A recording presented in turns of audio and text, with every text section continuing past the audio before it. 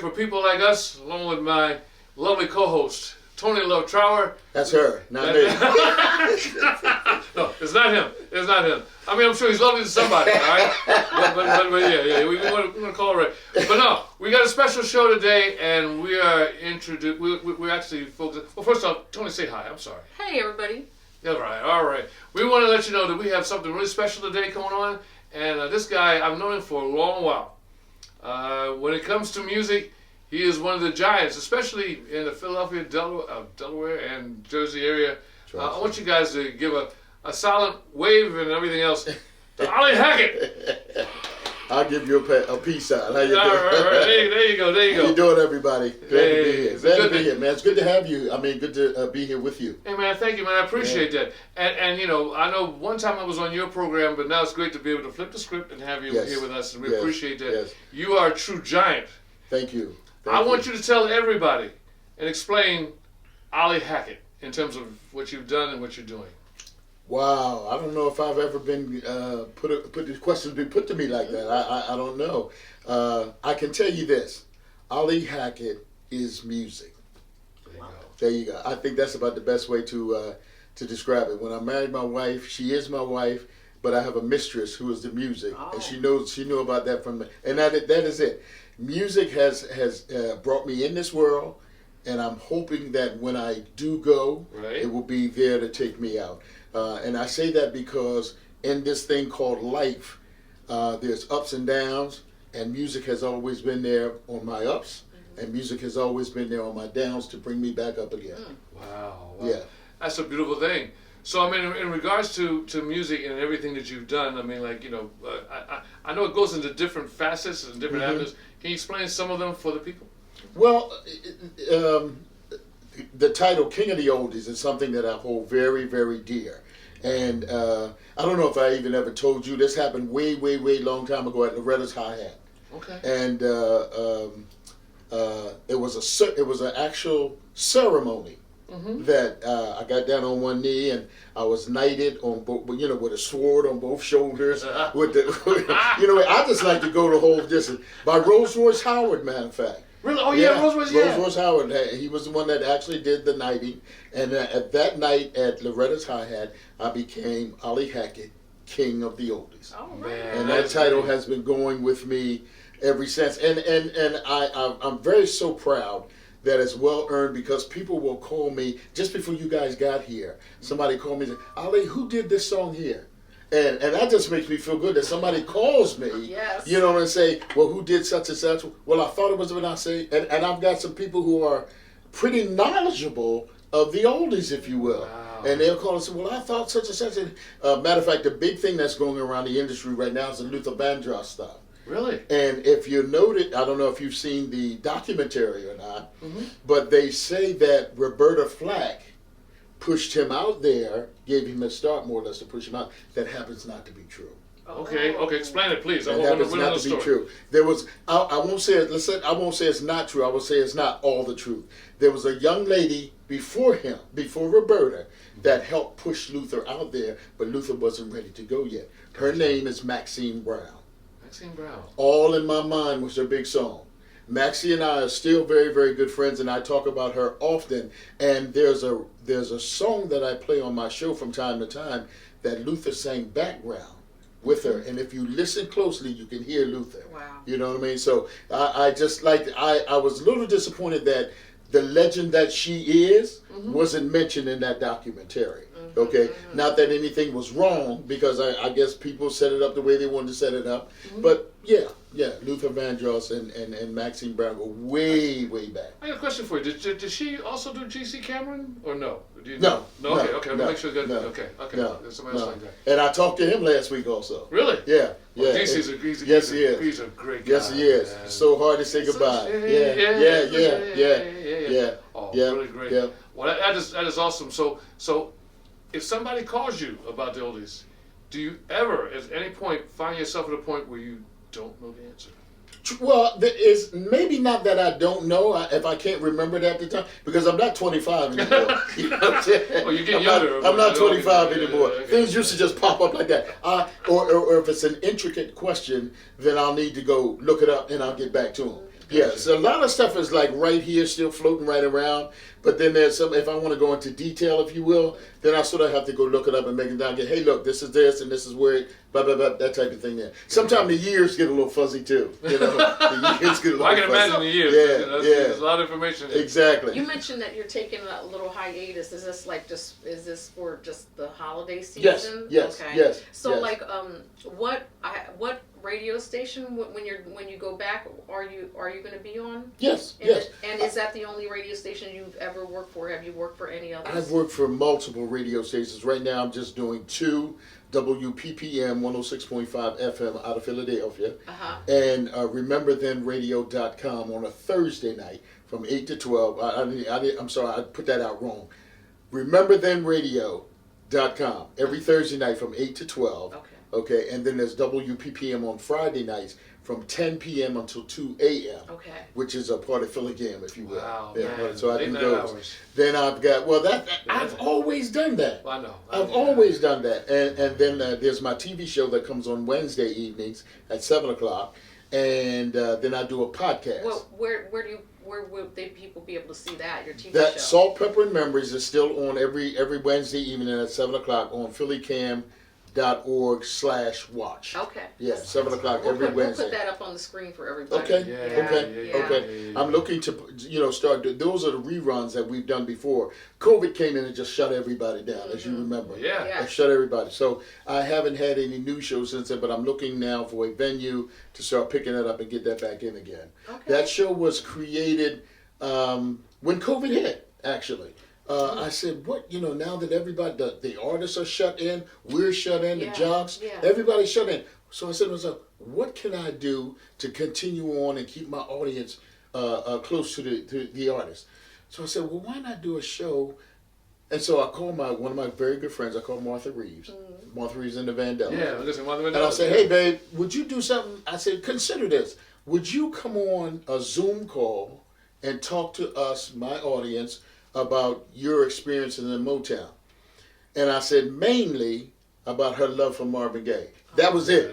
With that, she can go on forever with that. Okay, she can go on forever with that.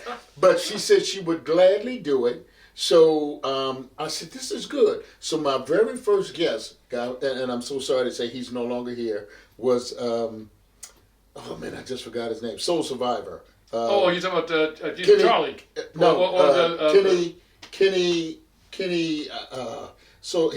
Oh man, I'm so sorry. Sorry, folks. Yeah, because one of them died. Yeah, Kenny. I'm trying to think of his name. Ingwe? No, he didn't. No, that's another one. Okay. But anyway, Soul Survivor. He was our first guest. He caught COVID and he died right after that. Then we had Martha come on. So since that time, we've had some of the biggest legends in the recording business that have been. We've had the Whispers. Oh wow. We've had the 3 Degrees. Yeah. I've had Leon Huff. Ooh, I've had Gene Corrin. That's just in Philadelphia here. Right. We've had Jerry Butler. We've had Brenda Lee Ager. And then when Brenda came on, she brought Jerry on too. Really? We've had the Mad Lads. We've had Bloodstone before Mac and what's his name just died. Just before those guys died. I went in my phone book and I found a name that I hadn't seen in a long time. And this is where the conversation went. I dialed the number. The young lady says, hello. And I said, you may not remember me, but my name is Ali Hackett. I talked to your husband, who is gone now. This and that. She said, I don't know what your name is. She said, but if you got this number, you must be somebody important. She said, because this number hadn't changed in a long time. That person was Barry White's wife. Really? Love Unlimited. Glodine. Yes. So they came on and did the show, Glodine and her sister, or whatever. It was awesome. So we've had a lot of, with my connections, like yours, and being in this business so long, I've rubbed a lot of elbows. And I try to just stay in touch with those folks. One of the most interesting talks that we've had was the Whispers. And I'll tell you why. Because, and it was the most emotional show that I've ever had. My producer was crying. I was crying. Really? The Whispers were crying. Here's why. The song Olivia is a real life song to those guys. Gotcha. One of the guys in the band, this actually happened to his daughter. Oh wow. So when Scotty was telling the story, he just broke down. Then his brother broke down. Then Lavelle broke down. It was very, very touching. It was the most interesting and heartfelt show that I've ever had. You know you're gonna make everybody go look it up now. Go to Yeah, YouTube and look up the song Olivia. It's a great. By the Whispers. Yeah, you have to do that because this is one of the reasons why I even did my show. And I told him when I first called him, you buy your ticket, say at the Dell, and you go to the show and you sit all the way back there or either up nose where your nose bleed and you watch the show. Then you go home and say, I saw the show. But you have no idea what the hell goes on behind the stage. That's so true. Yeah, you have true. no idea. Yes. Very true. You have no idea. When I taught at Temple, I brought Smoke in, who you're going to talk to soon, Yes. and I brought his wife in. Here's why. Smoke performs on stage, and everybody sees him gyrating, and he's laughing, and that's a great show. But his wife is the one that has to go back and find out, one, if they're going to get paid, and get paid, Right? and they have to find out all the stuff that goes on. Now, Sharon, she shared a story with me that I thought was just amazing, and that's one of the reasons why I brought her up to my class. She went to get paid and had to follow this questionable promoter into the male bathroom. She had to sit in there on the toilet for almost 35 minutes to get paid. And while they were in there, they were counting it out on the toilet. Now, again, it's nothing really bad, but I'm saying that's a very interesting story that people would want to hear about. Right. Martha shared a story with me that when they were in the pit at Motown, either recording or not, how Stevie Wonder, at that time a youngster, came down the steps in the pit and pinched one of the girls on the butt and ran back upstairs.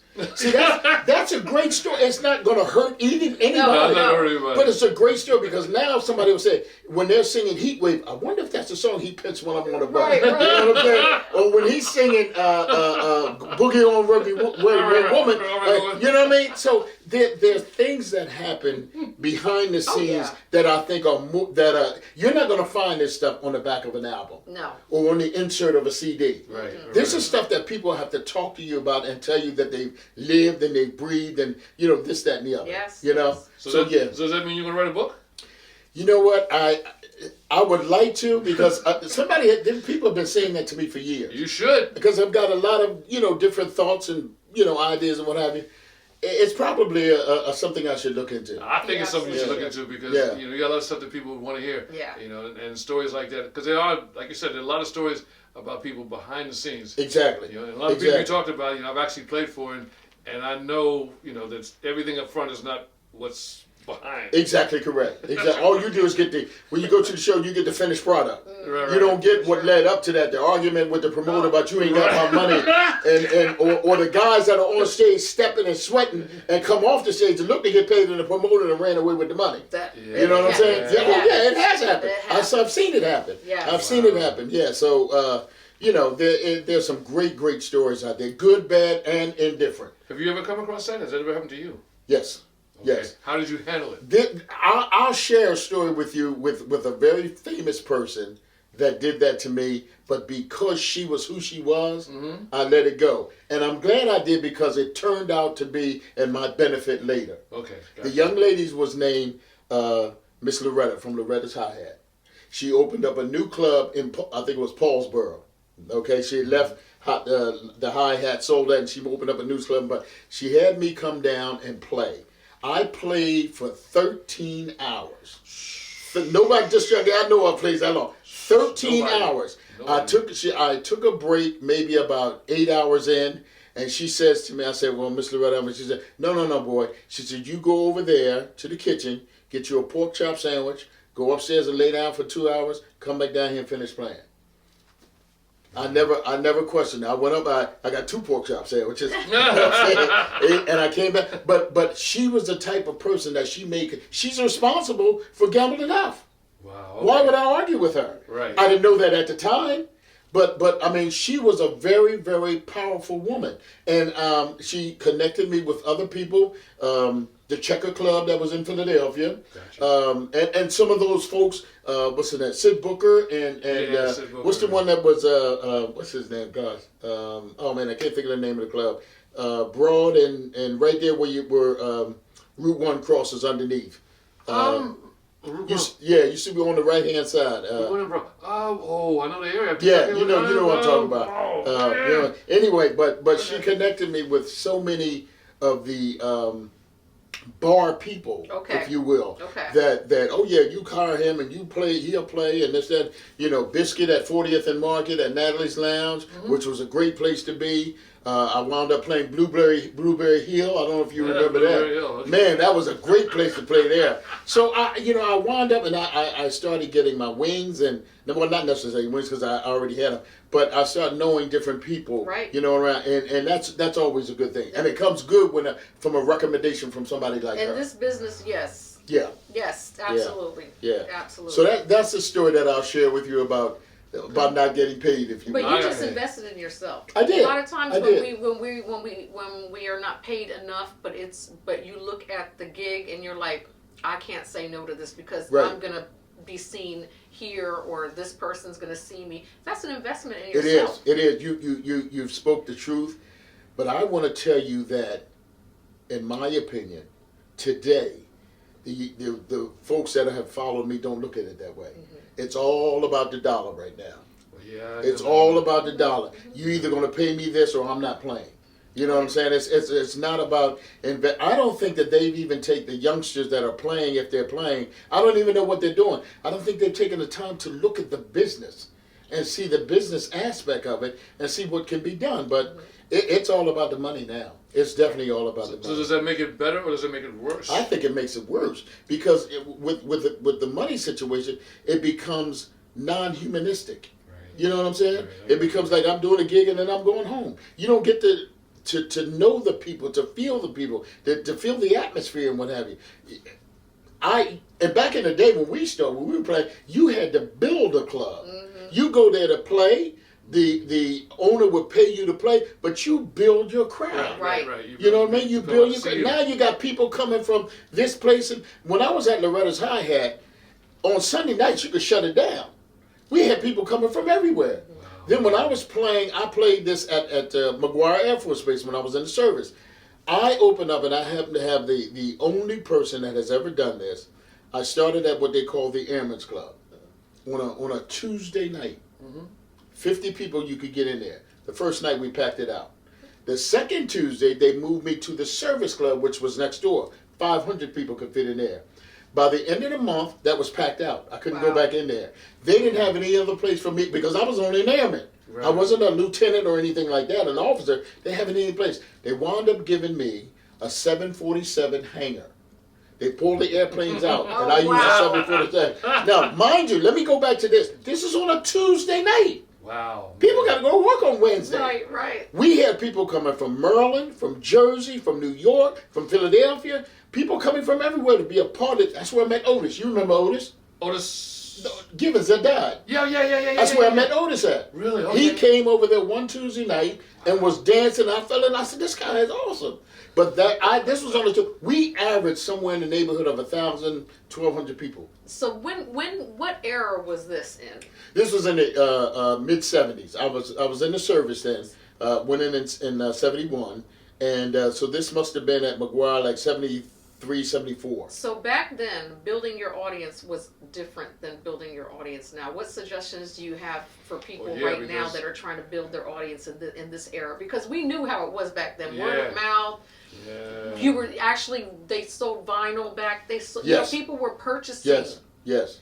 How what's the difference between building your audience back then and building your audience now? I would. Social media has taken over everything. Mm-hmm. It's a big difference now. Instead of me, calling you on the phone and say, "Hey, would you come see me tonight?" or "Come by, I'm doing this," or whatever. Right. It's a big difference. Now it's blah, blah, blah, and it's out there.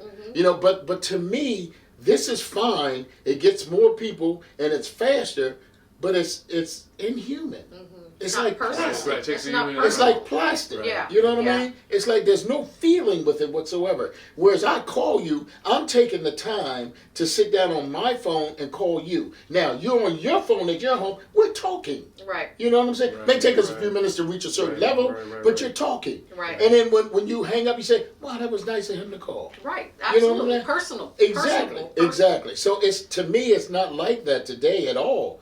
I started, as you well know, the oldies in the park. Right, You know, right. politics got involved and took that from me because I just don't like politics. But look at what that did. We had, I started in West Philadelphia at Malcolm X Park, 52nd and Pine We Street. know exactly Yeah. what We it know is. that we Yeah. played there. every year. I had done under Warren the Del East. I was when I was at WHAT. I was hosting the Del East, and I went to my sister Helen Goodwin, who has Stress Free Travel, and I said, babe, I want to give something back to West Philadelphia because they have always supported me at the Del. Right. So I said, can you set up maybe like one night I can play in the park for free? Well, that turned into 7 years. Wow. That one night turned into 7 years. But that's what I did. I brought my equipment out and I played the oldies from one night. And I can't sit here and tell you how pleased I was to see the people bringing their lawn chairs out. Oh, wow. And I'm talking the older folks, okay? You've done the jazz and whatever, so you know what I'm talking about. Exactly. But the older folks coming out and they're just, whether they want to dance or not, that's fine. But they sit and it's an evening, it's an event Right. for them for the evening. And they come and they sit, they bring the grandkids, they got the grandkids can run around over there, and they sit here and they just listen, and it's a good thing. Yeah. So that thing turned out in West Philadelphia 13 years. Yeah, 13 years. Every Friday night we was like jam-packed. So then I moved to South Philadelphia. And I said, I went to the people and I said, okay, let me try to do something. You got a park here? So I did it. And that moved to South. Then I took it to my hometown, Chester, Pennsylvania. So now you hear oldies in the park everywhere. But I was the one that created that. Wow. And one of my biggest nights was in 52nd Street. I had a bop contest Oh, boy. between West Philly and South Philly, and that Wow. argument. that must have been a great promotional thing. I'm telling you, because, and that's a thing that Oh, for man. boppers, Yes. that's a big. We bop better than you. Yes, you know, yes. And I'm telling you, from where I stood under the pavilion, Right. I could not see 52nd Street. I could not see Larchwood. I couldn't see. It was so many people. We had over 4,600 people in that Wow. park, and it wasn't an incident. Really? Wasn't in it. Anytime beautiful. that I played, it wasn't an incident. That's You know what I mean? beautiful thing. And all they did was come out, enjoy the oldies, and go home. Yeah. That's what we did every week. Man, Every week. That is beautiful. That's Yeah. absolutely great. I know we're getting to it at time, but one question I got to ask you. Sure. Being the king of the oldies, how tough is it to keep a new set of, because oldies of course means dating back a certain time. Yeah. So how is it to maintain your crowd or get new people in? How does that work for you? Well, and that's a very interesting question because if I'm going to stay in it, I'm sort of outdated, if you will, to a degree. But I'm not outdated to the people who love this kind of music. Gotcha. You know what I'm saying? Gotcha, okay. Now, that's one of the things that I enjoyed about playing the oldies because the older people or the people my age would bring their children and their Right. grandchildren. Right. So And then some they of had- them, they grow a love. yeah, some of them got Gotcha. acclimated to Yeah. the oldies. It's not their music, if you will, but they've gotten acclimated to it and they like it a little bit. So therefore, that keeps you going. But my main thing is for the people that have grown up with me and still like this oldies music. Right. That's where I am. So I am sort of outdated. And that's why I don't get the phone doesn't ring that much anymore. But it's okay because I don't want to play for everybody. You know what I mean? Young lady coming, my daughter's turning 16. Would you? Oh no, thank you. Let me see if I can find you somebody because I can't. 21, 16. I don't want to be bothered with that. Now, a very good friend of mine who was a radio listener of mine. She turned 70. Now I jump at those opportunities Right, because that's around. They all want to hear the same type of music. Right. A 21-year-old don't want to hear that. You know what I'm saying? So, and that's the reason why I asked the question because naturally as you evolve and go on, your show, especially being king of the oldies, it adheres to a certain group, but then if you don't build on that group, everybody's going to be around forever. Right, that's true. And our audiences are shrinking. Yeah. Even the legends are passing away. Yeah. You know what I mean? That's So, true. That is very yeah, true. the legends are passing away. So I've got to find, there are pockets of oldie listeners around. And I've got to find those pockets and try to tie them together. Wow. That's my chore. That's what I have to do. Right, okay. I have to find the pockets. Now I just moved here to Delaware, so I have to find the pockets of oldie lovers in Delaware to tie them to the ones that are still with me in Philadelphia, and the still the ones that are in Jersey and the ones that have been following me. I've got to tie them all in. Okay. You know, that's the tough part. That's the job part. Okay, has that been difficult so far? Yeah, because of COVID. Okay. Yeah. Gotcha. Everything, COVID, yeah, everything. yeah. Everything was different before COVID. Exactly, for sure. exactly. You didn't get the chance to go out and hang out as much as you would or whatever. Yeah, everything is shut down. Wow. Everything is shut down. Incredible. Let me ask you this. Sure. Because we get all ages of people that watch this People Like Us program. For the people that are like younger or even, you know, my grandkids, like, they know how to do YouTube. You have grandkids? Yeah, I do. I do. Wow! Wow! Can you define, what is the definition of an oldie? You know what? It depends on who you're talking to. Because if a song was created yesterday, it's an oldie.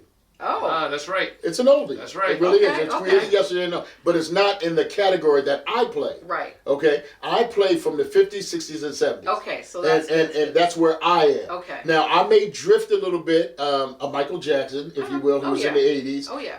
But I won't go too much past that because that's not where we are. Right. We grew up, when you put on the records, and he'll tell you one of his favorite people was Georgie Woods, it sounded like somebody frying chicken in the background. Yes. You know what I'm saying? Yes. Or the needle would skip. Yes. And Georgie would have to be smart enough to pick that up and make that part of his show. Instead of saying, oops, or that wasn't supposed to happen. You don't do that. You have to make everything be a part of the show. Right. Everything. Yeah. That's just like the actors now. When they slip up on stage, you're not supposed to know that they slipped. That's right. They know it. Right. The script knows it, Right. but they're not. The audience is not supposed you're to not know it. Well, that's what I have to do with my show. Okay. You know, and things do happen. The electricity goes off, and I mean, all kinds of crazy things happen. You've had some weird. Yeah, I've had some. Yeah. It's crazy. So you got to make that all part of the show, and then you'd be surprised when people go home and say, "Did you know what they did such a?" And you look and say, "Oh," that type of thing. I've watched Smoke many times. Smoke forgets the name of the. He forgets the words of the song, and he just makes something. I just look Like at somebody else we know. Yeah. I don't know what you're talking about. I don't know. I've seen him do it as well. Oh yeah. I've seen him do it as well. What is he saying? Yeah, I've seen him do it. I've seen him do Well, it as you well. got to be able to do that because Exactly. You it's not. see me do this across the stage at him? I'm like, that means something's not right. Yeah. Listen, we got to do what you got to do. And you got as long as it rhymes, most people won't make it. Exactly. They won't know. They won't know. So that's a good thing. You get a little laugh in yourself and say, "Oh man, I pulled that one off." Oh yeah, or I do like this something. Yeah. Sometimes you get those brain freezes. It happens. It happens. Yeah. I was at the Crab Tavern one night and Pamela Renee said something. He said, I said, "That don't supposed to be in there." Yeah. That is very true. See, this is what makes this really beautiful. This is why I love what we do, and and this man is an absolute legend. For those of you who do not know Ali Hackett, I think you guys need to either Google him or whatever you need to do. But he's part of an era, but that doesn't mean he's exclusive to just that era. Exactly. And that is very important. So I want to state this. This is People Like Us. This has got to go on maybe 2, 3, 4, if you're available. 3 or 4 parts. We get part. Oh yeah, absolutely. Absolutely, we got to do this. You know, us disc jockeys, we like to talk. And this was great today. This was absolutely great today. As always, I'm going to give, of course, the last word to these two here. First, Tony, what do you want to say? I just want to say, if you like the conversation, if you want to see future conversations or even past conversations, please like, share, and subscribe to our YouTube channel. There you go. And we appreciate that. It would really mean a lot to us. Yes, it would. Please do. All right? And it helps us give you more content like this great gentleman here. Yes. We're going to give the last word to him. Ollie, what do you got to say, man? Listen, I those of you who are watching, thank you very much, and continue to do so. This guy here and this young lady here are great people. But beside that, look at what they're doing. Look at what they actually intend. Look at what they're doing and see how it can help you know what's going on and what's not going on. You can follow me anytime. Google me, if you will, Ali Hackett, and what comes up comes up. And I'm going to keep on until God gives me my last breath. Keep on doing what I'm doing as far as the music is concerned. I thank you guys for inviting me and having me. I appreciate it. Oh, great. And I'm sorry, one last thing. Is there any way to get in contact with you? Absolutely. My website is AliHackettPresents.com. That's AliHackett Presents.com. Or you can just Google me. My phone number is 215-833-1941. I have no problems with anybody calling me, because if I don't want to talk to you, I can always hang up. There you go. Well, everybody in Delaware, this is the guy. You have a party, you have a barbecue. Absolutely. This is the guy right here. Absolutely. If you like oldies, I'm the person you want to talk to. That's the person you want to talk to. Yes. And that's a beautiful thing. And we thank you so much. I thank you, man. This is really great. No problem at all. This is people like us. You know who I am. You know who everybody is there now. And we want to thank you all for checking us out. And we look forward to seeing you next time. Take care.